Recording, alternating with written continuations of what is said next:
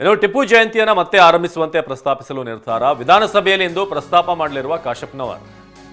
ಟಿಪ್ಪು ಜಯಂತಿ ಸಾಕಷ್ಟು ವಿವಾದಕ್ಕೆ ಕಾರಣವಾದಂತಹ ಒಂದು ಆಚರಣೆ.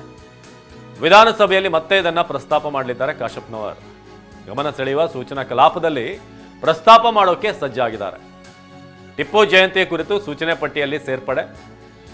ಟಿಪ್ಪು ಜಯಂತಿಯನ್ನು ಮತ್ತೆ ಆರಂಭ ಮಾಡಬೇಕು. ಯಾಕಂದ್ರೆ ಟಿಪ್ಪು ಜಯಂತಿ ಸಾಕಷ್ಟು ಪರ ವಿರೋಧಕ್ಕೆ ಕಾರಣವಾದಂಥ ಒಂದು ಆಚರಣೆ. ಎಷ್ಟು ಮಟ್ಟಿಗೆ ಅಂತಂದರೆ ಒಂದು ಹಂತಕ್ಕೆ ಹಿಂಸಾಚಾರಕ್ಕೂ ಕೂಡ ಹೋಗಿತ್ತಿದ್ದು. ಸುದಾದ ನಂತರ ಇದೀಗ ಟಿಪ್ಪು ಜಯಂತಿಗೆ ಮತ್ತೆ ಮರುಜೀವ ನೀಡೋದಕ್ಕೆ ಈಗ ಪ್ರಸ್ತಾವನೆಯನ್ನು ಸಲ್ಲಿಸ್ತಿದ್ದಾರೆ, ಪ್ರಸ್ತಾಪ ಮಾಡಲಿದ್ದಾರೆ ಕಾಶಪ್ಪನವರ್. ಗಮನ ಸೆಳೆಯುವಂಥ ಸೂಚನಾ ಕಲಾಪದಲ್ಲಿ ಪ್ರಸ್ತಾಪ ಮಾಡೋಕ್ಕೆ ಸಜ್ಜಾಗಲಿದ್ದಾರೆ. ಖಂಡಿತ BJPಗೆ ಇದೊಂದು ಸಬ್ಜೆಕ್ಟ್ ಆಗುತ್ತೆ. ಈಗಾಗಲೇ ಒಂದಷ್ಟು ವಿಚಾರಗಳನ್ನು ಮುಂದಿಟ್ಕೊಂಡು BJP ಮತ್ತು JDS ಆಡಳಿತ ಪಕ್ಷದ ಮೇಲೆ ಈಗ ಮುಗಿಬೀಳೋಕೆ ಮುಂದಾಗಿರುವಂಥ ಸಂದರ್ಭದಲ್ಲೇ ಟಿಪ್ಪು ಜಯಂತಿ ಆದರೂ ಮಾಡ್ಕೊಳ್ಳಿ, ಲಾಡೆನ್ ಜಯಂತಿ ಆದರೂ ಮಾಡ್ಕೊಳ್ಳಿ, ಸರ್ಕಾರದ ವಿರುದ್ಧ ಆರ್ ಅಶೋಕ್ ಆಕ್ರೋಶ ವ್ಯಕ್ತಪಡಿಸಿದ್ದಾರೆ. ಇವರು ಯಾರ ಪರ ಅನ್ನೋದು ಸ್ಪಷ್ಟವಾಗಿ ಜನರಿಗೆ ಗೊತ್ತಾಗುತ್ತೆ ಅಂತ ಹೇಳಿದ್ದಾರೆ. ಅವರ ಟಿಪ್ಪುನ ಮಾಡ್ಕೊಂಡ್ಲಿ, ಬಿನ್ ಲಾಡನ್ದನ ಮಾಡ್ಕೊಂಡ್ಲಿ, ಪಾಕಿಸ್ತಾನನ ಮಾಡ್ಕೊಂಡ್ಲಿ, ಅವ್ರ ಸರ್ಕಾರ ಇದೆ, ಜನಕ್ಕೆ ಗೊತ್ತಾಗ್ತದೆ ಇವ್ರು ಯಾರ ಪರ ಅಂತ ಹೇಳ್ಬೋದು, ಇವ್ರು ಯಾರ ಪರ ಅಂತ ಗೊತ್ತಾಗ್ತದೆ. ಅದಕ್ಕೆ ಟಿಪ್ಪು ಜೊತೆಗೆ ಬಿನ್ ಲಾಡನ್ನು ಯಾರ್ಯಾರಿದೆ ಎಲ್ಲ ಶೇರ್ ಮಾಡಲಿ, ನಮ್ದೇನು ಅಬ್ಜೆಕ್ಷನ್ ಇಲ್ಲ. ಅವರ ಟಿಪ್ಪುನ ಮಾಡ್ಕೊಂಡ್ಲಿ, ಬಿನ್ ಲಾಡನ್ದನ ಮಾಡ್ಕೊಂಡ್ಲಿ, ಪಾಕಿಸ್ತಾನನ ಮಾಡ್ಕೊಂಡ್ಲಿ, ಅವ್ರ ಸರ್ಕಾರ ಇದೆ, ಜನಕ್ಕೆ ಗೊತ್ತಾಗ್ತದೆ ಇವ್ರು ಯಾರ ಪರ ಅಂತ ಹೇಳ್ಬೋದು, ಇವ್ರು ಯಾರ ಪರ ಅಂತ ಗೊತ್ತಾಗ್ತದೆ. ಅದಕ್ಕೆ ಟಿಪ್ಪು ಜೊತೆಗೆ ಬಿನ್ ಲಾಡನ್ನು ಯಾರ್ಯಾರಿದೆ ಎಲ್ಲ ಶೇರ್ ಮಾಡಲಿ, ನಮ್ದೇನು ಅಬ್ಜೆಕ್ಷನ್ ಇಲ್ಲ. ಅವರ ಟಿಪ್ಪುನ ಮಾಡ್ಕೊಂಡ್ಲಿ, ಬಿನ್ ಸಿದೀಗ ಬೆಳಗಾವಿಯಿಂದ ಪ್ರಮೋದ್ ನೇರ ಸಂಪರ್ಕದಲ್ಲಿ ಜಾಯ್ನ್ ಆಗಿದ್ದಾರೆ ಹೆಚ್ಚಿನ ಮಾಹಿತಿಯನ್ನು ಕೊಡೋದಕ್ಕೆ. ಪ್ರಮೋದ್, ಈಗ ನಾವು ಗಮನಿಸ್ತಾ ಇದ್ದೀವಿ ಬ್ರೇಕ್ಫಾಸ್ಟ್ ಮೀಟಿಂಗ್ನ ನಂತರ ಸ್ವಲ್ಪ ಮಟ್ಟಿಗೆ ತಣ್ಣಗಾಗಿದೆ ಕುರ್ಚಿ ವಿಚಾರ ಅಂತ ಆದರೆ ಯತೀಂದ್ರ ಅವರ ಸ್ಟೇಟ್ಮೆಂಟ್, ಅಂದರೆ ಅದರಲ್ಲಿ ಸಿದ್ದರಾಮಯ್ಯ ಮುಂದುವರಿತಾರೆ, 5 ವರ್ಷ ಇರ್ತಾರೆ ಅನ್ನೋದು ಒಂದು ಕಡೆ ಆದರೆ, ಇನ್ನೊಂದು ಕಡೆ DK ಶಿವಕುಮಾರ್ ಅವರು ಕೂಡ ಕೇಳಿದ್ದಾರೆ ಅನ್ನೋದನ್ನು ಅಂಡರ್ಲೈನ್ ಮಾಡಿ ನೋಡೋದಾದ್ರೆ ಅದು ಒಂದಷ್ಟು ಚರ್ಚೆಗೆ ಕಾರಣವಾಗ್ತಾ ಇದೆ. ಜೊತೆಗೆ ಪಕ್ಷದ ಶಾಸಕರೇ ಇದಕ್ಕೆ ರಿಯಾಕ್ಟ್ ಕೂಡ ಮಾಡ್ತಿದ್ದಾರೆ. ಸೊ ಏನಾಗ್ತಿದೆ, ಒಂದು ಸ್ಟೇಟ್ಮೆಂಟ್ ಎಷ್ಟು ಮಟ್ಟಿಗೆ ಒಂದಷ್ಟು ಕೋಲಾಹಲ ಗೊಂದಲ ಮೂಡಿಸ್ತಾ ಇದೆ, ಜೊತೆಗೆ ಅಧಿವೇಶನದ ಸಂದರ್ಭದಲ್ಲಿ ಇಂಥ ಸ್ಟೇಟ್ಮೆಂಟ್ಗಳು ಬರ್ತಾ ಇರೋದು. ಸೊ ಏನಿದು ಅಂತ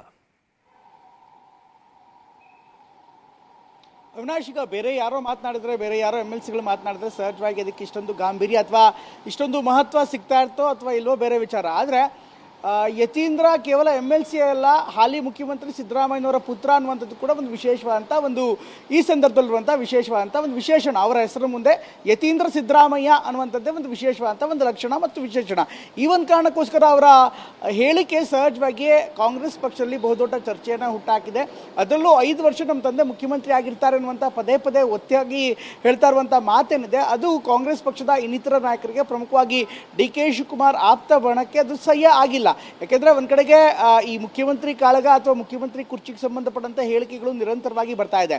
ಇಂಥ ಒಂದು ಸಂದರ್ಭದಲ್ಲೇ ಅನೇಕ ನಾಯಕರು ಮಾತನಾಡ್ತಾ ಇರುವಂಥ ಸಂದರ್ಭದಲ್ಲಿ ಹೈಕಮಾಂಡ್ ಕೂಡ ಸೂಚನೆ ಕೊಡದೆ ಯಾವುದೇ ರೀತಿಯಂಥ ಹೇಳಿಕೆಗಳನ್ನು ಕೊಡಬೇಡಿ ಅನ್ನುವಂಥದ್ದು. ಅಂಥದ್ರ ಬೆಳವಣಿಗೆಗೆ ನಡುವೆ ಅಂಥ ಸೂಚನೆಗಳ ನಡುವೆ ಯತೀಂದ್ರ ಸಿದ್ದರಾಮಯ್ಯನವರು ಈಗ ಕೊಟ್ಟಿರುವಂಥ ಹೇಳಿಕೆ ಕಾಂಗ್ರೆಸ್ ಪಕ್ಷದಲ್ಲಿ ಪ್ರಮುಖವಾಗಿ ಅವರ ಸದ್ಯಕ್ಕೆ ಅವರು ಸುಮ್ಮನೆ ಯಾಕೆ ಮಾತಾಡ್ತಾ ಇಲ್ಲ ಅಂದರೆ ಒಂದು ಮಾತುಗಳಿಂದ ಸಾಕಷ್ಟು ಡ್ಯಾಮೇಜ್ ಆಗುವಂಥ ಸಾಧ್ಯತೆ ಇರುತ್ತೆ. ಮತ್ತು KC ವೇಣುಗೋಪಾಲ್ ಅವರು ಬಂದಂಥ ಸಂದರ್ಭದಲ್ಲಿ DK ಅವರ ಆಪ್ತ ಮಿಥುನ್ ರಾಯ್ ಮಾಡಿದಂಥ ಹೈ ಡ್ರಾಮಾ ಏನಿತ್ತು ಅದು ಒಂದು ಮಿಟ್ಟಿಗೆ ಒಂದು ಹಂತಕ್ಕೆ ಮುಜುಗರವನ್ನು ತರಿಸಿತ್ತು DK ಶಿವಕುಮಾರ್ ಆಪ್ತ ಬಣಕ್ಕೆ. ಹೀಗಾಗಿ ಅವ್ರು ಯಾವುದೇ ರೀತಿಯಂಥ ಈ ಥರ ಘೋಷಣೆಗಳನ್ನಾಗಲಿ ಅಥವಾ ಚಟುವಟಿಕೆಗಳನ್ನಾಗಲಿ ಮಾಡಬೇಡಿ ಅಂತ ಸೂಚನೆಯನ್ನು ಕೊಟ್ಟಿದ್ದಾರೆ. ಅದರ ಹೊರತಾಗಿಯೂ ಕೂಡ ಈಗ ಯತೀಂದ್ರ ಅವರ ಹೇಳಿಕೆಯಿಂದ ಒಂದು ರೀತಿ ಪ್ರವೋಕಿಂಗ್ ಅನ್ನುವಂಥದ್ದು ಈಗ ಸಿದ್ದರಾಮಯ್ಯ ಆಪ್ತರು ಹೇಳ್ತಾ ಇರುವಂಥ ಮಾತು. ಈ ಒಂದು ಕಾರಣಕ್ಕೋಸ್ಕರ ಎಲ್ಲ ನಾಯಕರು ಕೂಡ ಮಾತನಾಡದೇ ಇದ್ರು ಕೂಡ CLP ಸಭೆಯಲ್ಲಿ ಮಾತಾಡಬಹುದು ಅನ್ನುವಂಥ ಒಂದು ಸಾಧ್ಯತೆ ಇದೆ. ಯಾಕೆಂದರೆ CLPಲಿ ಮಾತನಾಡುವಂಥ ಹಿನ್ನೆಲೆಯಲ್ಲಿ ಅಥವಾ ಒಂದು ವೇದಿಕೆಯಾಗಿ ಸಿಗತ್ತೆ.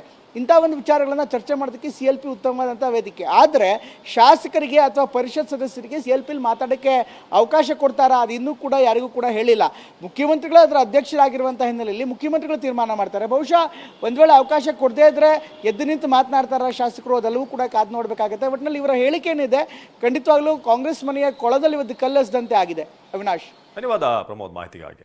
ಇನ್ನು ಟಿಪ್ಪು ಜಯಂತಿ ಪುನರಾರಂಭಿಸುವಂತೆ ಪ್ರಸ್ತಾಪಿಸುವುದಕ್ಕೆ ನಿರ್ಧಾರ ತೆಗೆದುಕೊಳ್ಳಲಾಗಿದೆ. ವಿಧಾನಸಭೆಯಲ್ಲಿ ಇವತ್ತು ಇದನ್ನು ಪ್ರಸ್ತಾಪಿಸಲಿದ್ದಾರೆ ಕಾಶಪ್ಪನವರ್.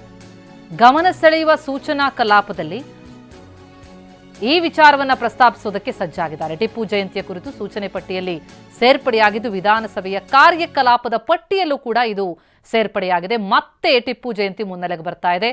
ಅದನ್ನು ಪುನರಾರಂಭಿಸುವಂತೆ ಪ್ರಸ್ತಾಪಿಸುವುದಕ್ಕೆ ನಿರ್ಧರಿಸಿದ್ದಾರೆ ಕಾಶಪ್ಪನವರ್.